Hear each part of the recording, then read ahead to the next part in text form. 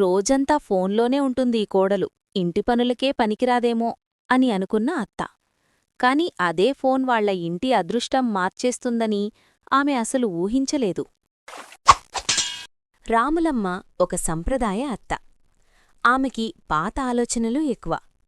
కొత్తగా వచ్చిన కోడలు నందిని మాత్రం చాలా స్మార్ట్, టెక్నాలజీ తెలిసిన అమ్మాయి. పెళ్లయ్యాక రాములమ్మ అనుకుంది, ఇప్పటి పిల్లలు ఫోన్ తప్ప ఇంకేమీ చేయరు, ఇంటి పనులు రాకపోవచ్చు.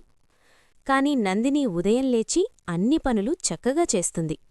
కాని ఖాళీ సమయంలో ఫోన్ చూస్తూ ఉంటుంది. ఒకరోజు రాములమ్మ అడిగింది, రోజంతా ఫోన్లో ఏమి చూస్తావ్? నందిని నవ్వుతూ చెప్పింది, అత్తయ్యా, నేను యూట్యూబ్లో కొత్త వంటలు నేర్చుకుంటున్నాను. అలాగే మన ఇంటి పచ్చళ్లను ఆన్లైన్లో అమ్మాలని చూస్తున్నాను.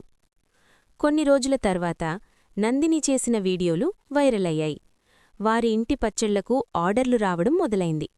అప్పుడు రాములమ్మ ఆశ్చర్యపోయింది. నేననుకున్నది తప్పు, ఫోన్ వల్ల పిల్లలు పాడవ్వరు, దాన్ని ఎలా ఉపయోగిస్తామో అదే ముఖ్యం. అప్పట్నుంచి ఇద్దరూ కలిసి స్మార్ట్ కోడలు అత్త కిచెన్ అనే యూట్యూబ్ ఛానల్ ప్రారంభించారు. కొద్ది రోజుల్లోనే అది చాలా పాపులర్ అయింది.